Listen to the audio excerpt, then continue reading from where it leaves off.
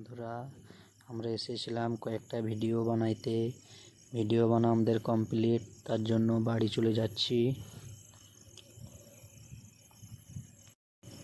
আমরা একটা মোটরসাইকেলে 3 জন আছি, আর ওই উজ্জ্বলরা 2 জন আছে। আমরা এসেছিলাম আজকে কয়লা খাদান।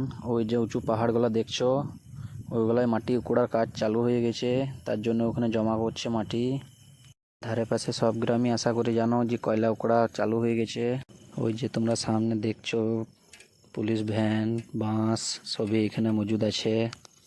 ওই যে সামনে দেখছো মমতা দিদির পোস্টার, আমাদের কয়লার প্রজেক্ট। সামনে স্কুলটা দেখছো, এখানে আদিবাসীদের বাচ্চাগুলো সব পড়াশোনা করতো। এই স্কুলটা উঠিয়ে দেওয়া হয়েছে এখন। রাস্তায় আমি আসছি, একটু তোমাদেরকে হাই করে দিলাম।